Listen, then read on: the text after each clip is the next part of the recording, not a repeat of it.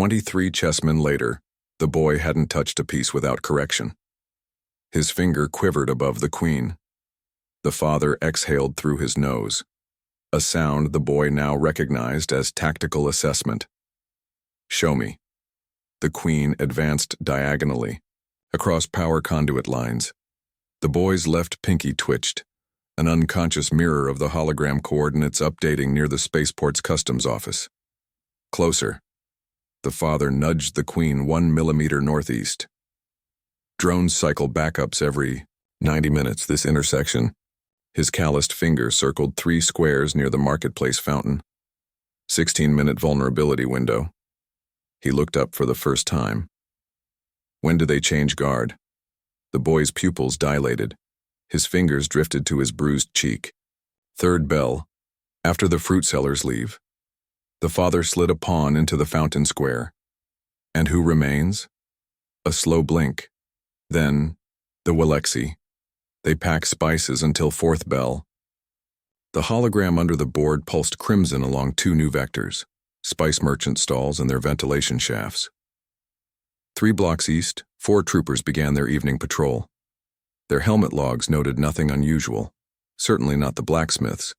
Apprentice measuring drill bits near the storm drain. The chessboard's hologram flickered again. New coordinates overlaid the cathedral district, 3 red dots marking high-frequency troop movements. The father studied them like a man reading sutures in flesh. "They think we count soldiers." He palmed 2 captured pawns. "We count footsteps." Ding. Boy touched the pulsating red dots. His fingertip came away smudged with soot from the seller's forge. When he licked it clean, his tongue registered potassium nitrate trace elements, component number 4 in homemade optics disruptors. Above ground, the patrol reached the market fountain. 1 trooper paused to rinse its gauntlet in the water. Its bioscanners didn't flag the milk canister's lingering molecular signature, or recognize the boy's DNA now permeating the filtration system. Back in the cellar, the father toppled his own king with surgical precision. The ceramic crown shattered along pre-existing fractures. "Empires learn by burning," he said, sweeping fragments into a Durasteel tray. "We learn by watching the flames." The boy placed his remaining knight atop the governor's spire. His hand didn't shake this time. "They'll see the patterns." Good. The father activated the board's final layer, a subsurface mesh of pressure sensors. 53 blue dots appeared across the city schematic. "Let them stare at smoke signals." His thumb pressed 1 dot at the starport's edge. "While we bury the fire."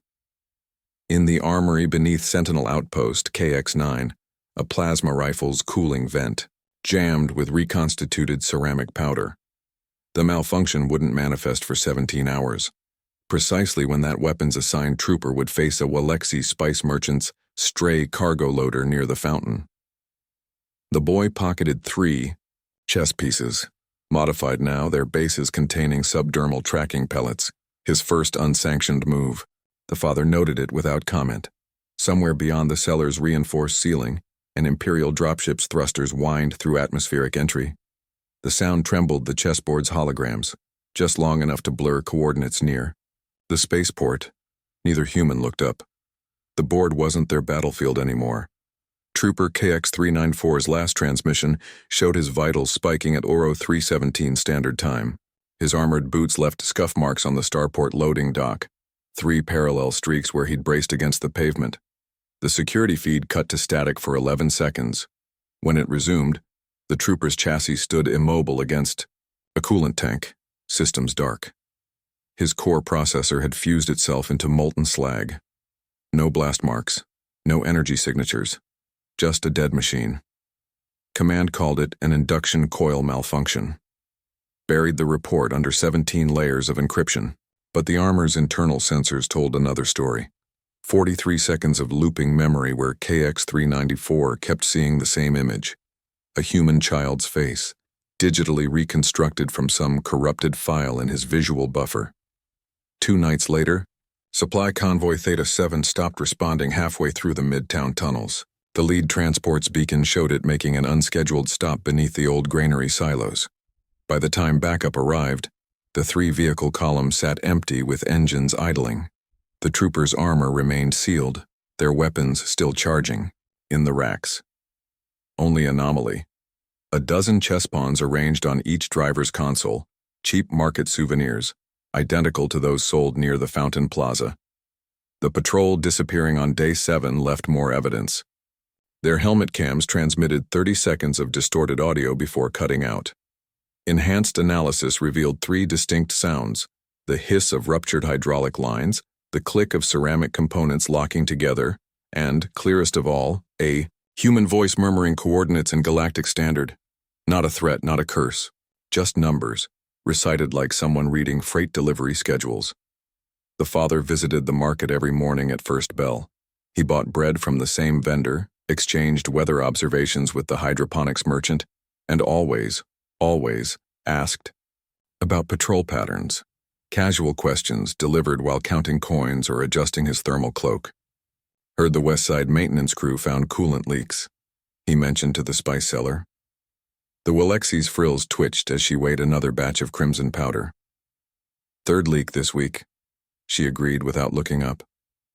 Strange how pipes fail near guard posts. Empire logistics teams examined 94 kilometers of conduit after that conversation. They found nothing. Meanwhile, 3 blocks east, a water filtration technician retired early, claimed his arthritis couldn't handle night shifts anymore. His replacement required no training. The system somehow ran smoother without adjustments. No one connected this to the fact that patrols avoided the Fountain Plaza after dusk. Subcommander Vector reviewed the disappearance reports in descending order of plausibility: equipment failure, rebel activity, psychological attrition.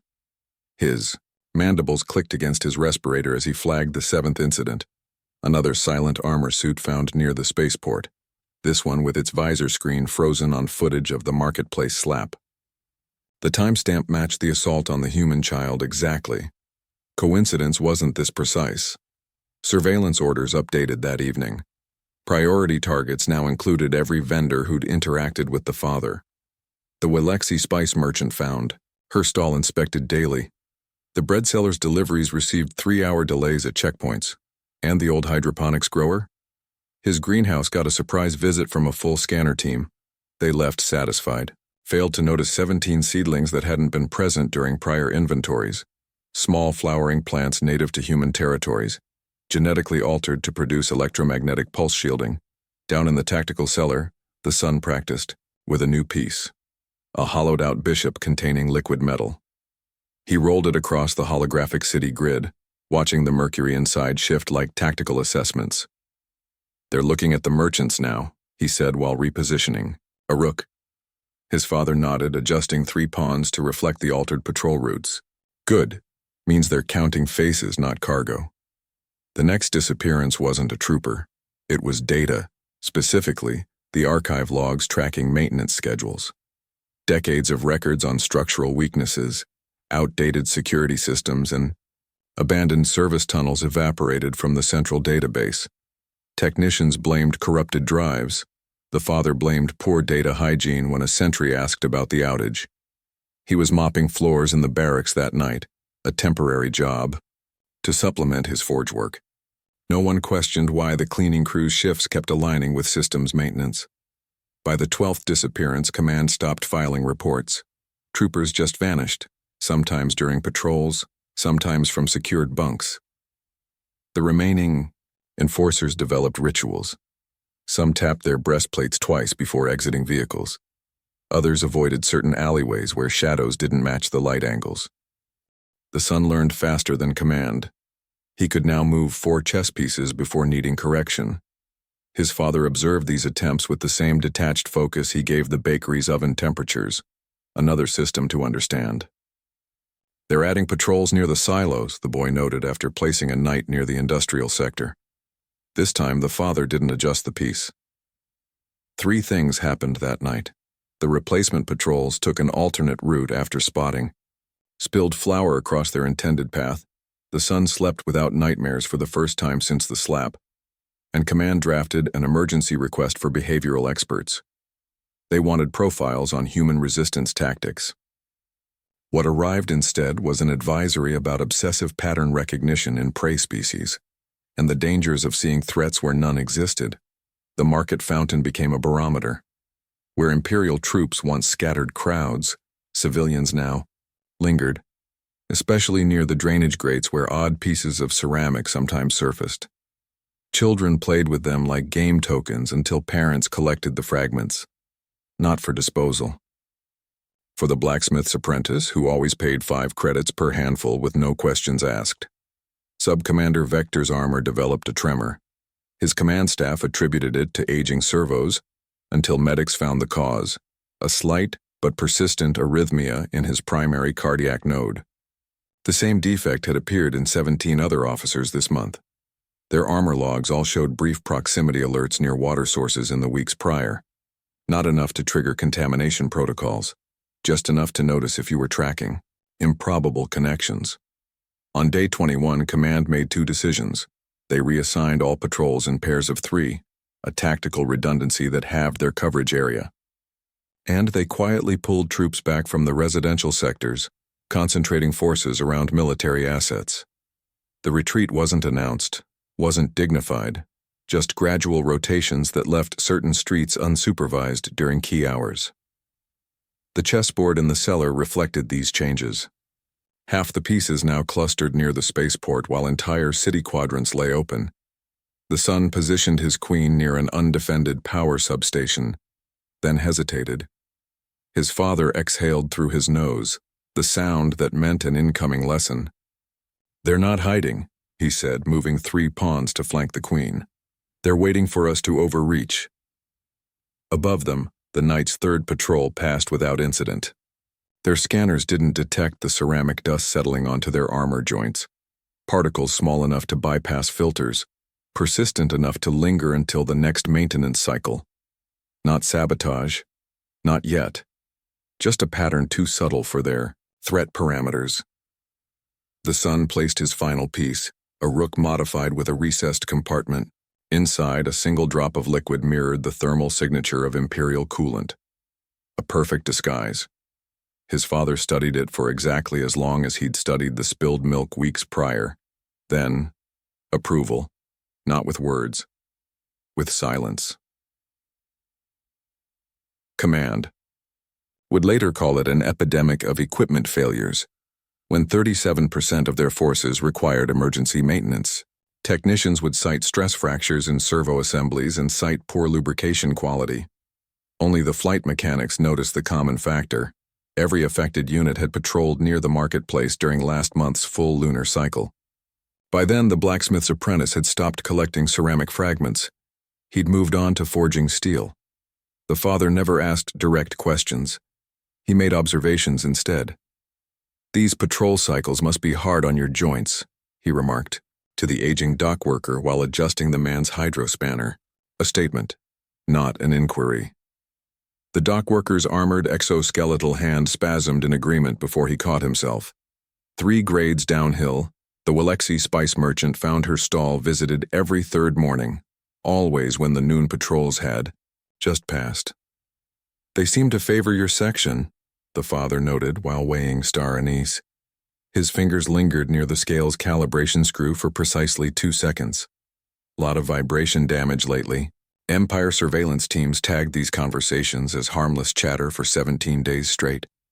Their analysts ignored the way the dock workers' weekly repair logs began highlighting specific structural weaknesses. Missed how the spice merchant's transaction record showed an 8% increase in bulk powder sales to certain forge workers. The hydroponics grower was the linchpin. His greenhouse supplied the garrison's oxygen recyclers. "Your night-blooming Sirius needs more boron," the father mentioned while inspecting leaf discoloration. He didn't look up when saying it. Didn't need to. The grower's breathing hitched, just enough to confirm the coded message. Boron shortages meant failing reactor shielding. When command staff reviewed these interactions later, they'd identify 27 distinct data points exchanged through such conversations. Not secrets, just facts. Which officers had arthritis, medication in their rations, which warehouses stored spare armor servos where the garrison's backup water pumps were located. The son learned through immersion. He carried tool satchels during these visits, pretending to apprentice while memorizing pauses in speech, slight finger taps against table edges. His first solo attempt came at the bread seller's stall. "Your oven thermocouples are misfiring," he offered while accepting change. His voice didn't shake. The baker's eyes did. That night, 12 loaves left the bakery unsold, each containing precisely 4 grams more yeast than standard. Not enough to trigger chemical scans, just enough to make Garrison bread supplies spoil 3 days faster. The father added another piece to their cellar chessboard that evening, a small white pawn with a heat-discolored base. Empire surveillance intensified. They implanted listening devices in every market stall, stationed lip readers at key intersections. All they captured were mundane exchanges about weather patterns and equipment maintenance. Lieutenant Vexler nearly had an auditor executed for insisting these conversations followed a pattern. "You're hearing ghosts," he snarled before reassigning the entire monitoring team. Meanwhile, the dock worker started hosting weekly card games in his cargo bay. Players included 3 night shift guards, a commissary clerk, and the father. They never discussed troop movements, just complained about ration quality and faulty climate controls. The clerk always won.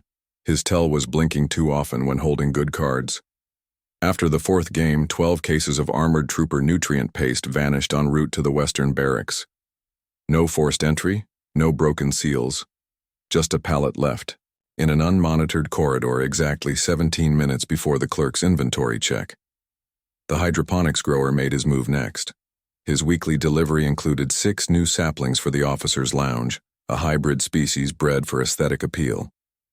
Their root structures happened to interfere with short-range comms when placed near certain alloys. No one connected this to the sudden static plaguing security channels during shift changes. Surveillance teams began experiencing technical difficulties. Audio feeds developed gaps during key conversations. Camera blind spots appeared along patrol routes.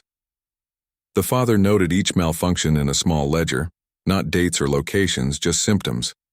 Echo distortion near Silo 3, thermal drift quadrant D. His most effective weapon was patience. When the spice merchant mentioned her cousin worked in the signal corps, he waited 9 days before asking if atmospheric interference troubled their broadcasts. She answered while repacking a crate of powdered Zelac root, her hands moving in rhythm with her words. Only near the reservoir during high winds. That reservoir supplied coolant for the garrison's primary transmitters. The son's education accelerated. He could now distinguish 7 types of meaningful silence: the pause before a lie, the hesitation signaling dangerous truth, the quiet of someone waiting to be prompted. His notebook filled with mundane observations about pipe corrosion rates and electrical surge patterns. Command grew paranoid. They instituted random searches, polygraph tests, even psychic screenings. Every interrogation came up empty. The father and son passed 3 separate scans without elevated heart rates. Their biometrics stayed calm right up until the 3rd test, when an overzealous trooper mentioned finding ceramic residue near a disabled drone. The son's pupils dilated for exactly 1.3 seconds. The machine flagged it as expected, stress from questioning. Informants began appearing organically. A sanitation worker left mop buckets in specific stairwells after noticing armor grease patterns. A comms technician accidentally routed garrison messages through an unsecured channel twice per shift.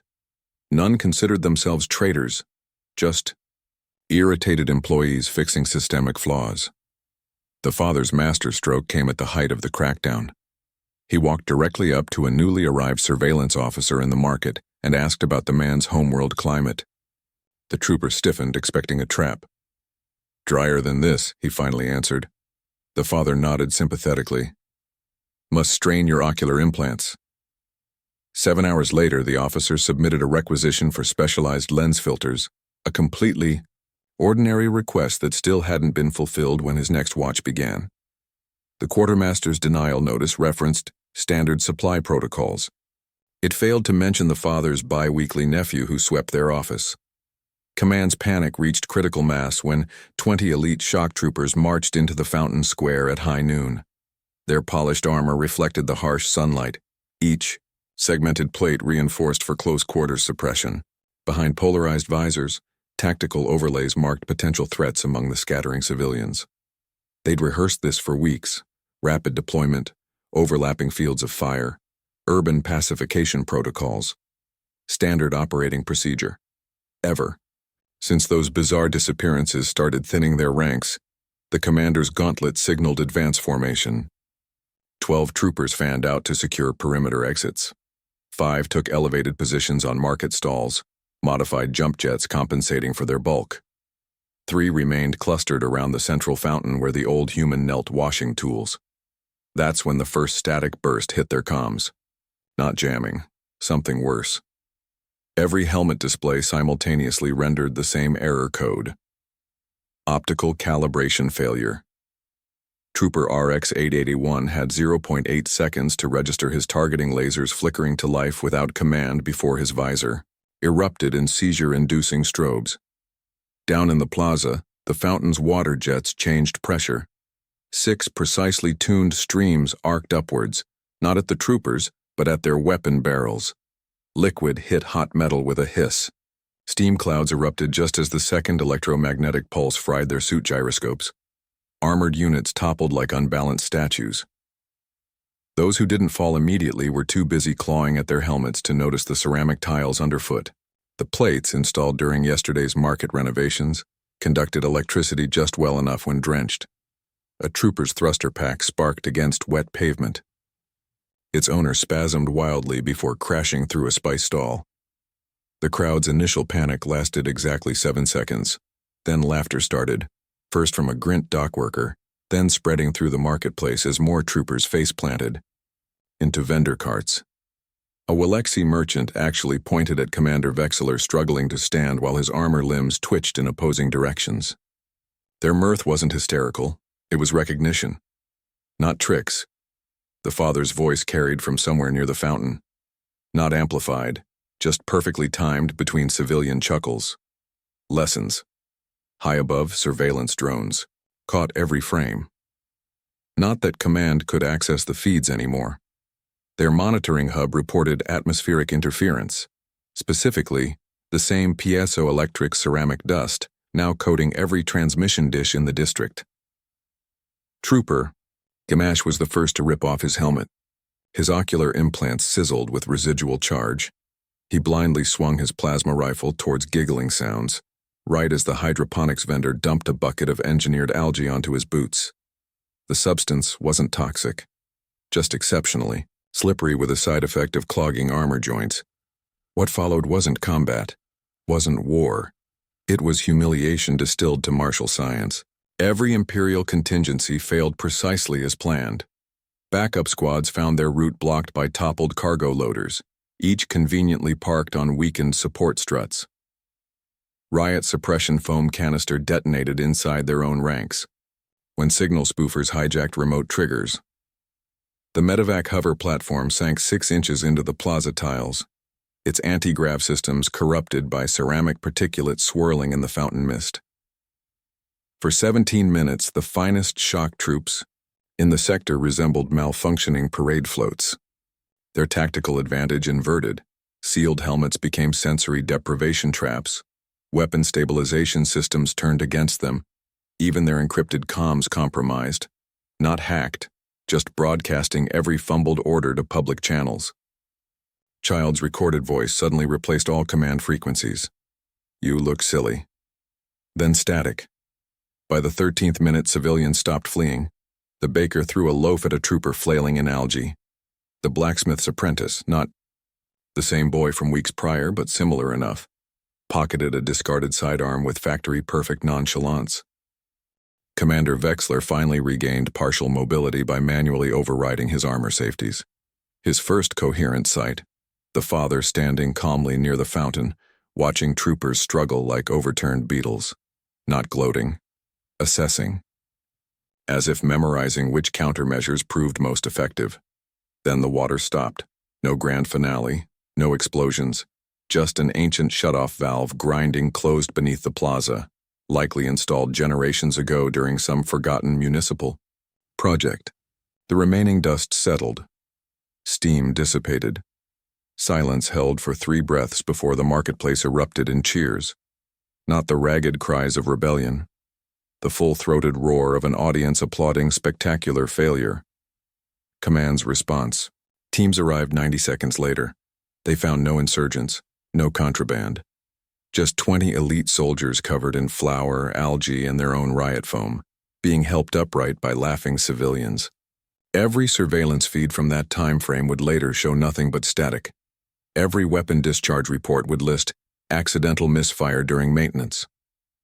But 2 things did change that afternoon. First, the fountain's water, when tested, showed trace amounts of precisely engineered solvents. Not enough to trigger toxicity alerts, just sufficient to weaken certain polymer bonds over time. The same polymers used in Imperial armor joint seals. Second, the ceramic tiles. Workers sent to replace the faulty paving discovered 3 layers beneath the surface. The bottommost dated back to the planet's original human colonists. Someone had pre-drilled microscopic channels in precise geometric patterns centuries ago. Channels that just happened to align perfectly with modern trooper boot treads. Up in orbit, the garrison commander reviewed the after-action reports. His armored fingers trembled slightly when marking them inconclusive.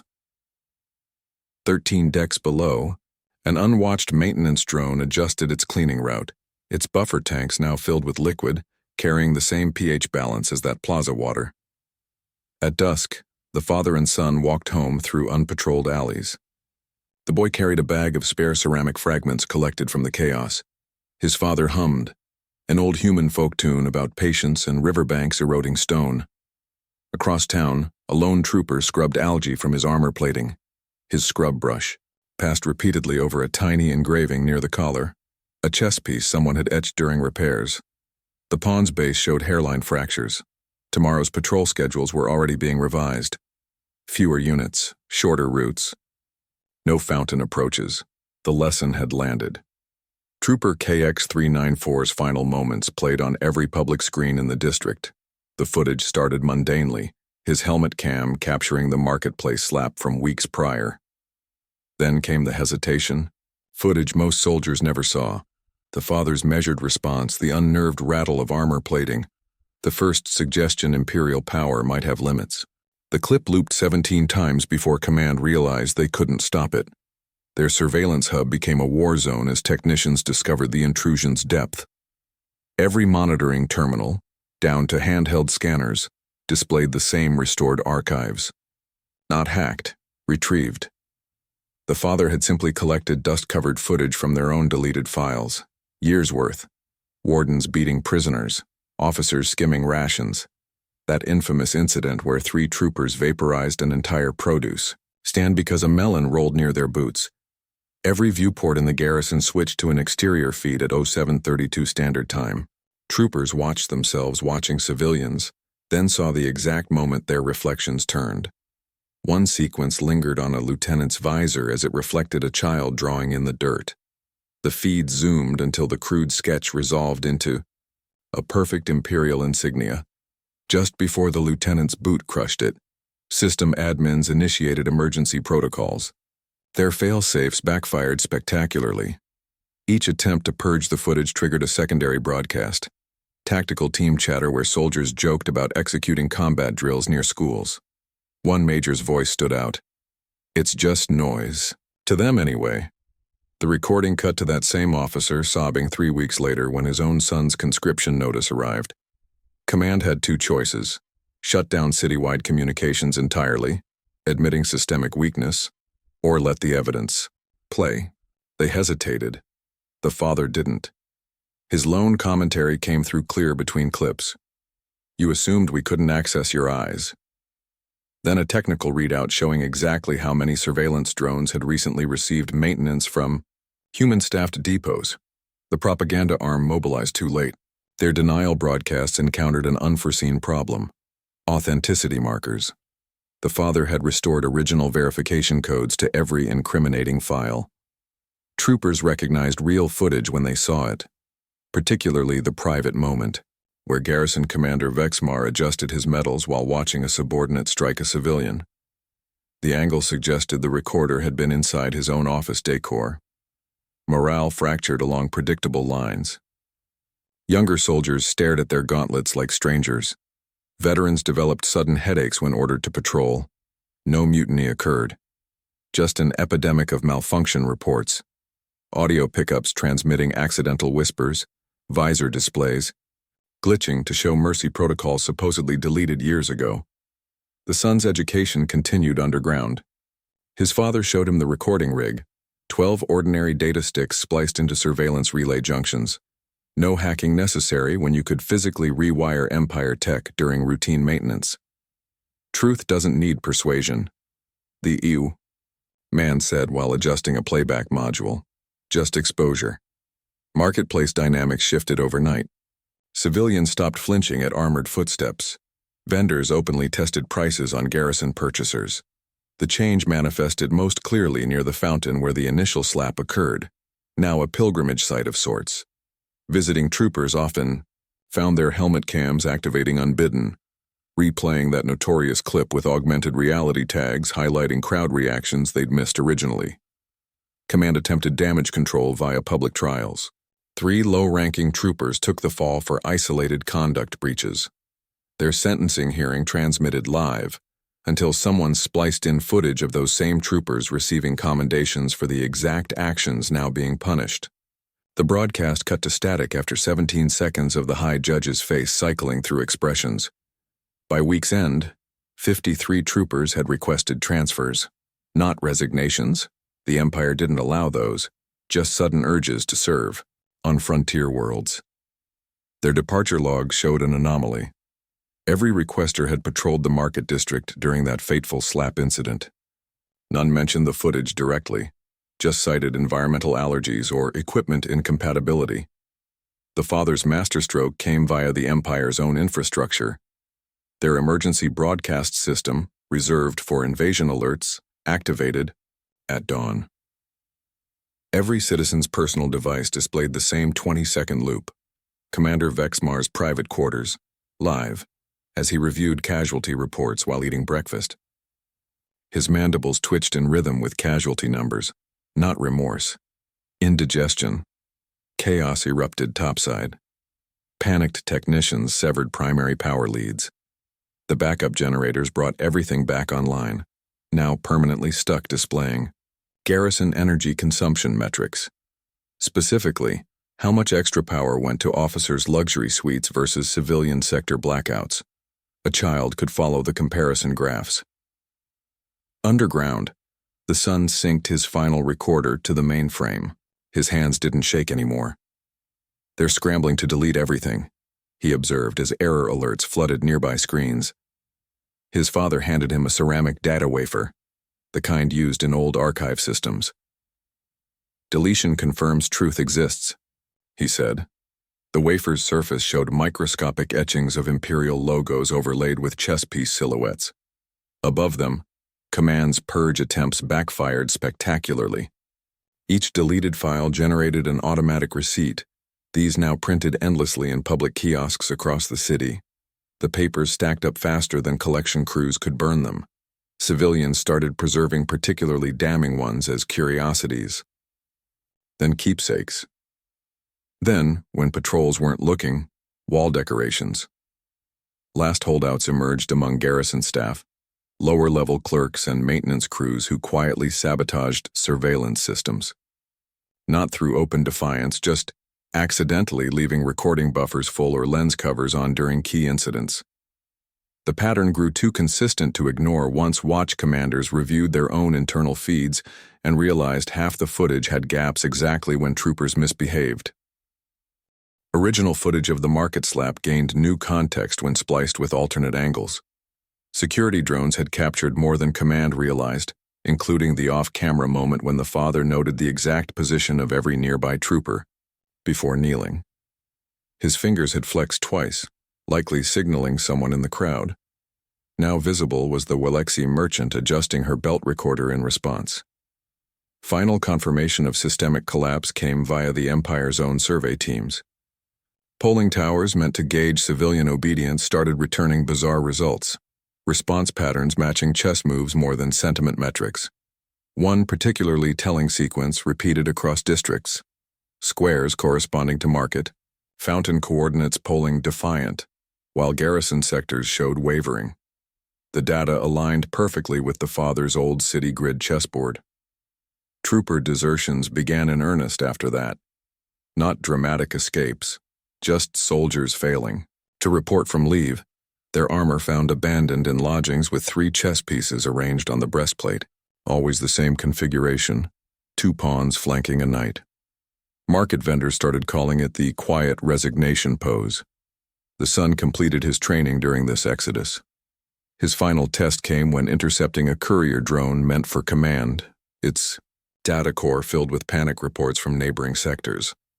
Instead of destroying it, he added new files, cleaned up footage showing troopers helping civilians during last year's floods, then let the drone continue its route. Confusion disrupts more than lies, his father approved when reviewing the operation. They watched together as garrison officers spent 3 days analyzing whether these loyalty logs were legitimate or some deeper trick. Every wasted hour meant less scrutiny on the real resistance cells now operating openly in 3 adjacent Districts.com's officers made a fatal error attempting damage control. They broadcast appeals for unity on all channels. The father intercepted their feed just long enough to insert a single frame every 17 minutes. The original market slap, distilled to its essence, armored gauntlet meeting child's face in perfect slow motion. No enhancements needed. The image burned brighter through its scarcity. Garrison Commander Vexmar's resignation took effect 17 days later, coinciding with reports his private shuttle suffered navigation. The sky split at dawn. 6 Imperial battlecruisers emerged from orbit, their silhouettes blacking out the rising sun. Each warship carried enough firepower to glass a continent, their weapon arrays humming as they stabilized in low-atmosphere hover patterns. Command had finally stopped sending enforcers. Now they dispatched extinction-level force. Civilians stared upward at the formation they'd only seen in propaganda reels. Some prayed. Most just waited. Ground troops had already evacuated the city under cover of darkness, not retreat, positioning. The father's network ensured every garrison unit relocated to safe zones that conveniently clustered near infrastructure nodes. Their new patrol routes formed perfect geometric kill zones. Not that the fleet commanders noticed. Their sensor arrays showed streets emptying as expected when superior firepower arrived. First salvo launched at ZO617 standard. Plasma batteries lit the morning with ionic backwash, targeting 12 purported resistance strongholds. 0 casualties occurred. The targeted buildings had been empty for weeks, their basements strategically reinforced to amplify secondary explosions. Rubble geysers created perfect smokescreens across 8 key intersections. The father watched from the 3rd floor of an untouched habitation block. His monitoring setup consisted of 17 modified civilian devices, each tuned to different fleet communication bands. He noted the exact moment confusion entered the BattleNet chatter. No resistance fighters meant no glorious combat footage for the propaganda teams. Just expensive munitions wasting themselves on abandoned real estate. Phase 2 activated 7 minutes later. Every public broadcasting screen in the city switched to the same feed, intercepted footage from the fleet's own targeting computers. Civilians saw what the gunners saw. Crosshairs lingering over schools, triage centers, power stations. Accompanying audio pulses matched officers questioning why these secondary targets remained untouched. Fleet Admiral Kren's voice cut through clearly. Civilian attrition acceptable if, before the stream encrypted itself. Hidden emplacements fired nothing lethal. Their modified agricultural sprayers lofted metallic chaff into predetermined wind patterns. To the fleet's thermal scanners, these particulates mimicked plasma cannon signatures, dozens of apparent surface-to-orbit batteries flickering across the urban sprawl.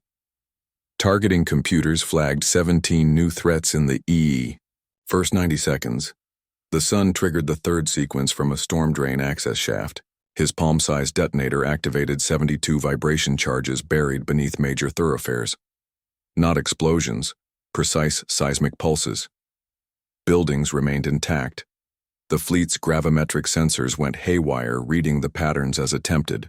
Anti-orbital launches. Abandoned factories became strategic assets. The father had spent 6 weeks modifying industrial climate control systems into electromagnetic pulse projectors. Their output wouldn't scratch capital ship armor, but played havoc with drone swarms. The first wave of fighter craft stumbled like drunken birds as their guidance systems interpreted harmless frequency sweeps as hostile jamming. Admiral Kren's command staff made their first tactical error at 0643. They deployed ground troops to investigate the hidden batteries. Dropships descended toward the very same smokescreen-shrouded intersections where rubble already choked the streets. None noticed how perfectly the debris patterns funneled them into predetermined lanes. That's when the holograms activated. Repurposed theater projectors, salvaged during the father's early market visits, flooded entire districts with phantom images. Thermal signatures suggested armored columns where only empty husks sat. Sonic emitters mimicked the distinct whine of charging plasma rifles. The fleet's biometric scanners even detected heartbeats courtesy of carefully placed industrial pumps thrumming in abandoned basements. Cease direct transmissions. The father's voice emerged from every active comm channel simultaneously. Not through hacking. Each syllable had been pre-recorded onto thousands of data sticks left in garrison systems over the past months. You taught mine with a slap. On the battlecruiser Vengeance's bridge, Admiral Kren watched his tactical display with dawning horror. Everywhere his forces turned, they found enemies that evaporated upon contact. His gunners wasted munitions chasing sensor ghosts. Ground teams reported impossible sightings. Entire platoons of armored resistance fighters who left no footprints in the dust. The Sun's final contribution involved the municipal water system.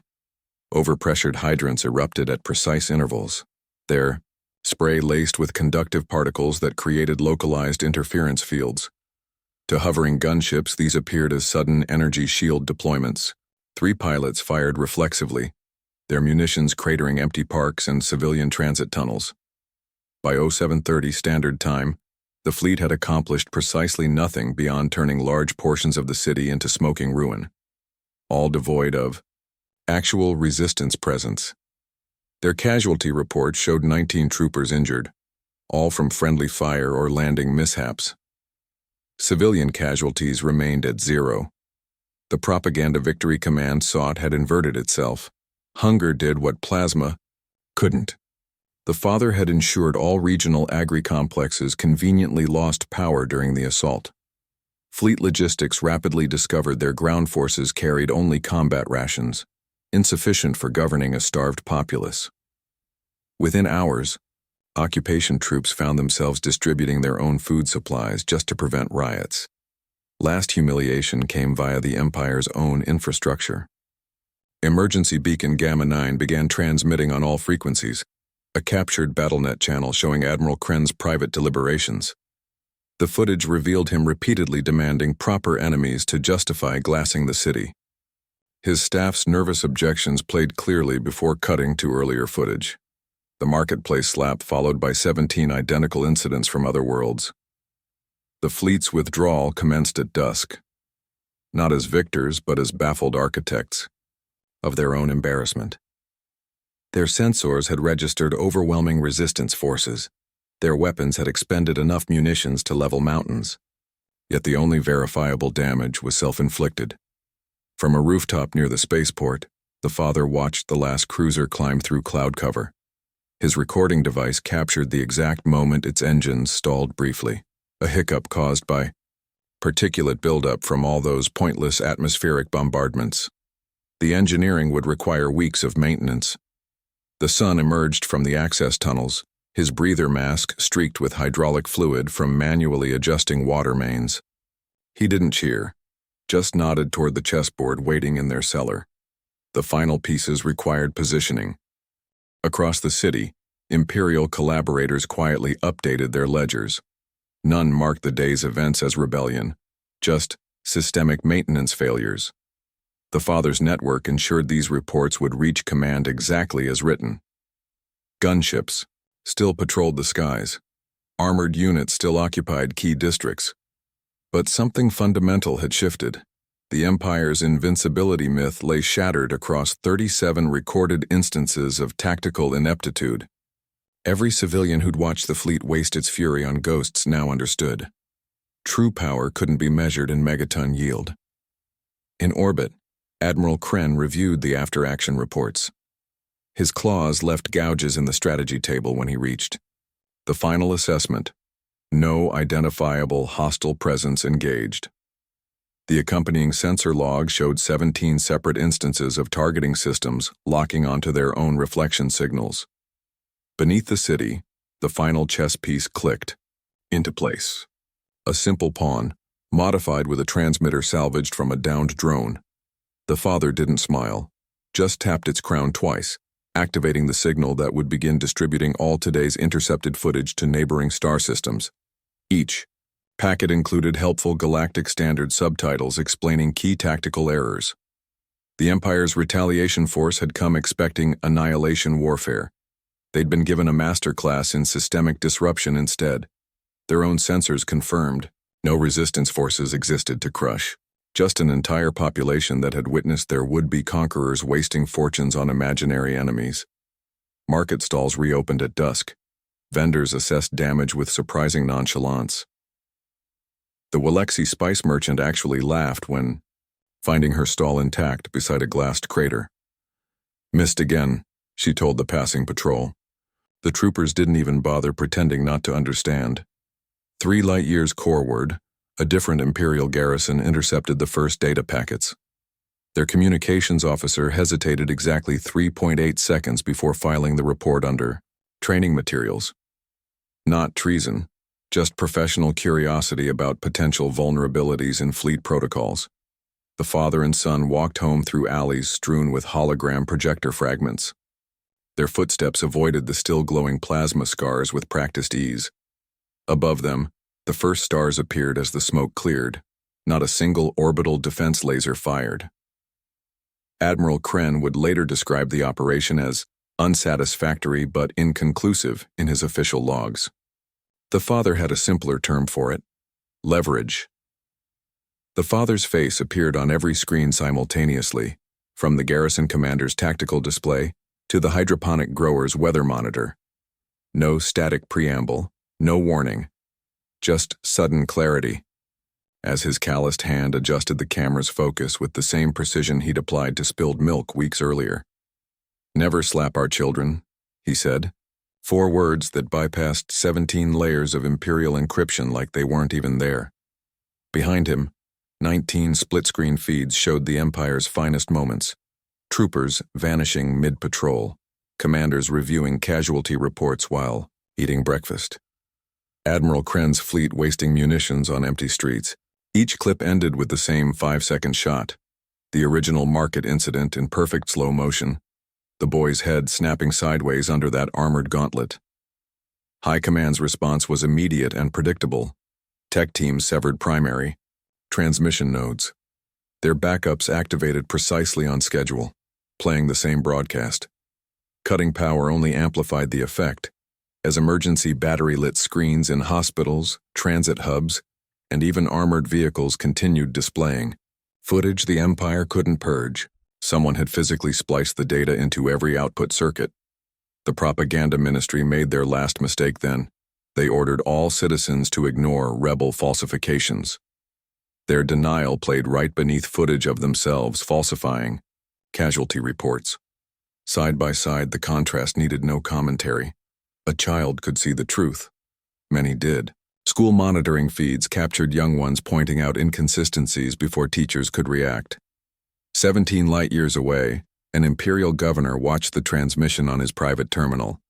His armored fingers twitched toward the shutdown command, then froze as the feed switched to his own security team roughing up protesters last summer. The timestamp matched his daughter's birthday party. The correlation required no explanation. The son's contribution came 11 minutes in. His voice lacked his father's gravel, but carried the same precision. "We are both the pieces and the players." The accompanying footage showed mundane scenes: the chessboard in their cellar, the marketplace fountain, a row of armored troopers standing oblivious as civilians marked their patrol patterns in shop windows with grease pencils. Then, the real revelation hit. Every Imperial officer's personal communicator began vibrating simultaneously. Not with alerts, with their own private correspondences. Requests for promotions filed over dead subordinates. Expense reports padding supply requisitions. Lieutenant Vexelar actually dropped his when confronted by footage of himself ordering the marketplace surveillance right before the slap occurred. His own voice filled the plaza. "I want those humans documented engaging in seditious acts." The father hadn't hacked their systems. He'd waited for them to document their own crimes across 7 sectors. Planetary defense forces experienced unprecedented equipment issues. Targeting systems refused to lock onto protest crowds. Patrol drones developed sudden maintenance requirements when ordered to suppress gatherings. No mutiny occurred, just systemic hesitation as soldiers saw their actions mirrored in the broadcast footage. Critical infrastructure began rejecting Imperial commands. Water purification plants that should have prioritized garrison needs instead equalized distribution. Power grids ignored military base surge requests to prevent hospital outages. The systems weren't hacked. They'd simply been allowed to follow their original civilian programming, freed from backdoor overrides installed during occupation. 3 things happened simultaneously in the capital. The Emperor's hologram address, cut out mid-sentence when palace technicians disabled their own equipment. 17 battleships reported crew members refusing to activate weapon systems. Every surveillance drone in the government district autonomously switched to public broadcast mode. The father's final move wasn't military. It was archival. The last 10 minutes of his transmission consisted solely of Imperial training manuals, pages listing proper conduct regulations most troops had never seen. Side by side with violation footage, officers found themselves paralyzed, unable to determine whether following orders now constituted treason or duty. Regional governors made their choices under this spotlight. Some doubled down, ordering loyalist strikes that only accelerated their forces' desertions. Others quietly stood down, claiming they'd restore order while doing nothing at all. A notable few actually followed regulations, arresting their own officers when presented with clear evidence of misconduct. Economic collapse followed information. With the truth now unavoidable, Imperial credit systems froze as merchants rejected payment. Supply convoys found themselves stranded when dock workers misplaced loading schedules. Even the Armada's food reserves became suspect. Nutrition paste. Shipments got held for routine inspection until spoiled. The sun's chessboard surfaced in an unexpected place, projected 60 meters high on the side of Central Command. Each piece represented a different Imperial weakness. Supply lines as pawns, communication relays as bishops, the Emperor himself as an isolated king surrounded by vanished defenders. No words accompanied the image. None were needed. Martial law should have crushed the dissent. Instead, it highlighted the absurdity. Curfew enforcers found every streetlight mysteriously failing when they tried to clear crowds. Weapons checkpoints somehow always faced equipment malfunctions during shift changes. The Empire's own repression machinery became a public joke, grim humor that spread faster than any propaganda. Currency collapsed by week's end, not through rebel sabotage, but simple loss of faith. Traders started demanding payment in chess pieces. Literal pawns and knights from civilian sets became barter tokens. The black market valued them by which garrison districts they represented. Final disintegration came from within. The Imperial Guard's 2nd Battalion turned their weapons on the 1st, not in revolt, but to prevent further regulation violations.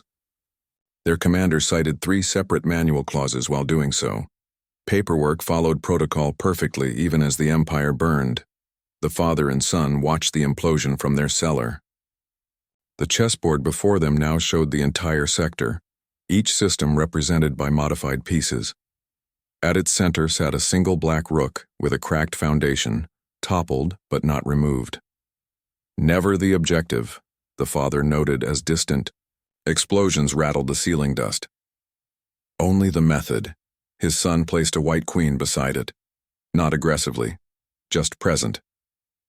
The move echoed across 17 rebelling worlds within hours, not as a command but an observation. Power structures require two things to function: those who obey and those willing to feign ignorance.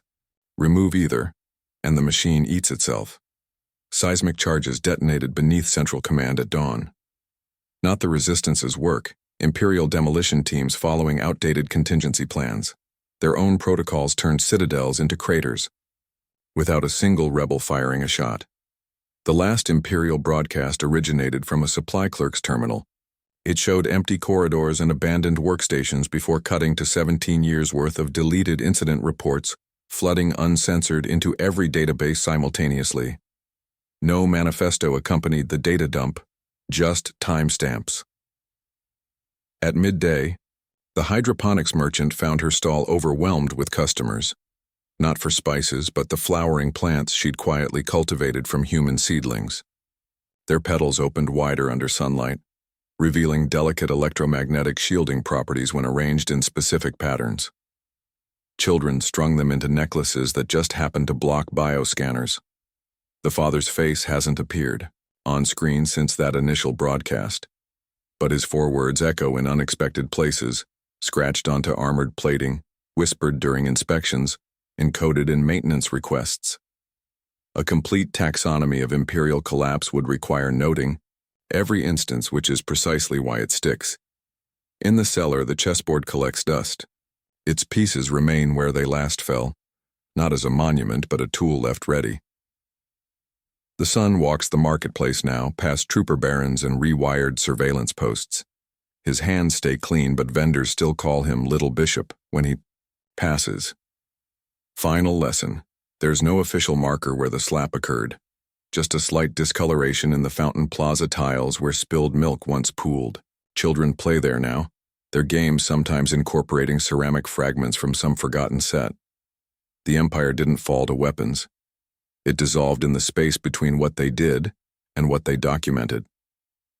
Checkmate came not from force, but from letting them see their own reflection in the pieces they'd moved carelessly for years. Now the galaxy, the cellar's single bulb, flickered over the chessboard.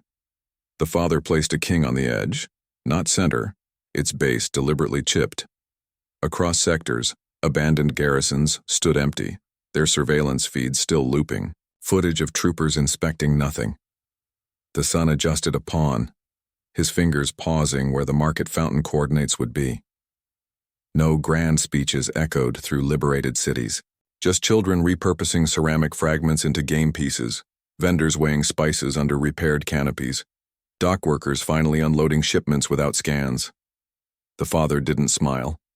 He turned the king sideways, toppled but unbroken. The movement rippled across 17 worlds. Some lessons don't need broadcasting, just demonstration.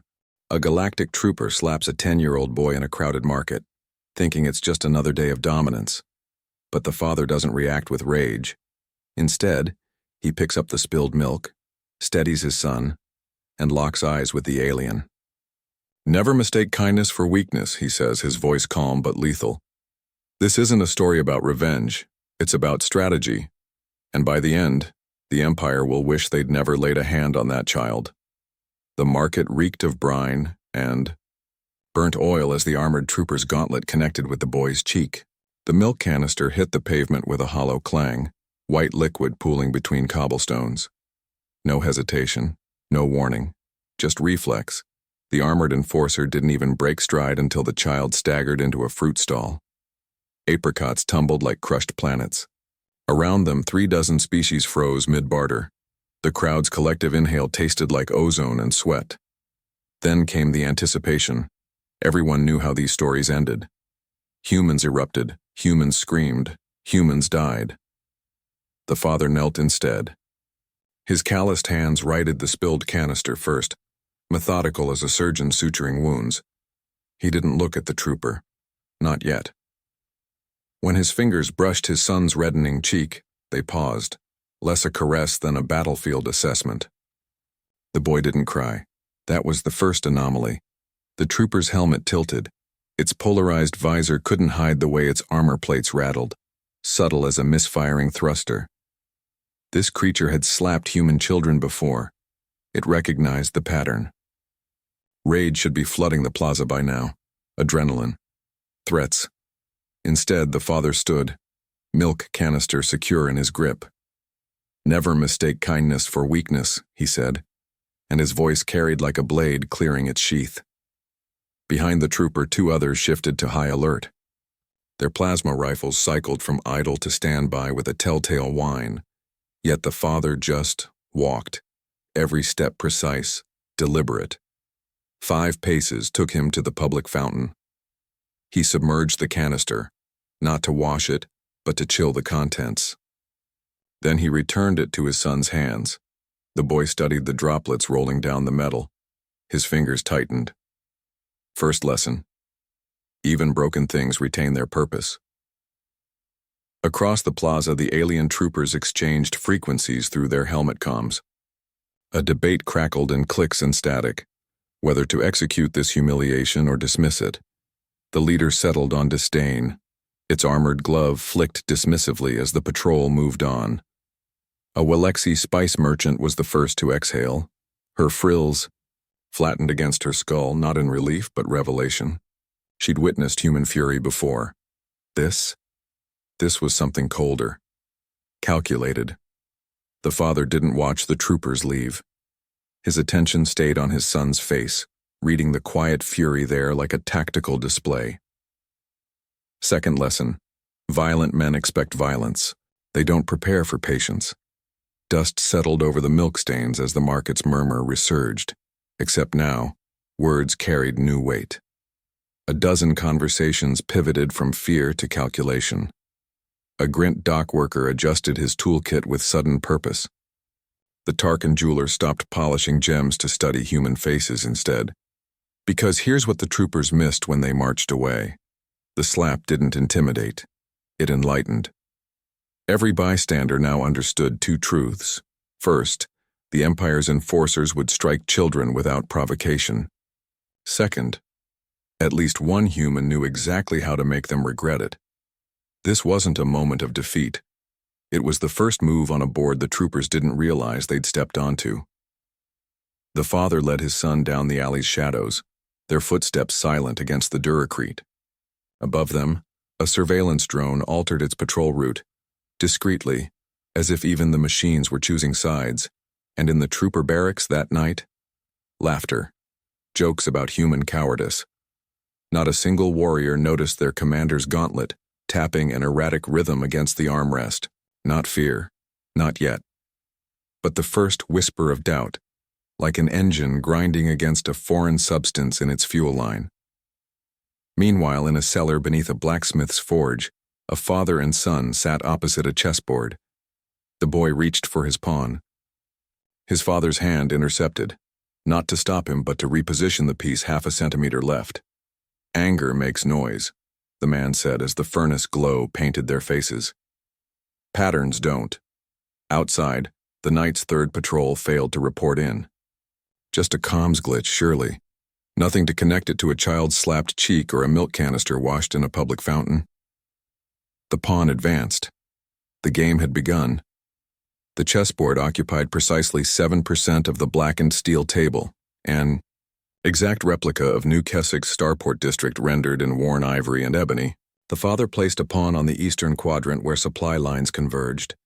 His fingertips lingered for 1.8 seconds. 3 tactical breaths. 3 stools away, the boy crushed a rook in his fist. Ceramic shards bit his palm. "Why are we moving? Toys?" His whisper carried the same frequency as the market slap. "They break our bones, we break their rules." The father didn't look up. He slid a bishop along the radial avenue connecting to the governor's spire. "Every street is a wire," he said. "Step on the right ones." His knuckle tapped the board's edge. A hidden switch clicked. Beneath the checkered squares, 6 hologram markers flared blue. Trooper barracks, drone depots, relay towers. 3 things happened simultaneously. The boy's blood dripped onto the rook's fragments. Across town, a surveillance drone experienced catastrophic gyro failure. And in orbit, an Imperial freighter's manifest glitched. shifting 12 tons of plasma cells from secured to misplaced. The father wiped ceramic dust from his son's palm with a medpack sleeve. Violence answers violence. Patterns answer systems. He repositioned the remaining rook atop the starport silo schematic. That patrol won't reach morning roll call. 14 levels above them, the missing drone's replacement adjusted its patrol route. It failed to detect the black smoke residue on the cellar vents, byproduct of reforging ceramic shards into disposable scalpel blades. The boy reached for a knight. His father intercepted, rotating the piece 38 degrees counterclockwise. "Patrol's turn here," he said. The adjusted angle now pointed at the starport's auxiliary generator hub. Above them, the buildings corroded, pipes groaned, almost exactly mimicking the sound of a trooper's boots pausing outside the forge.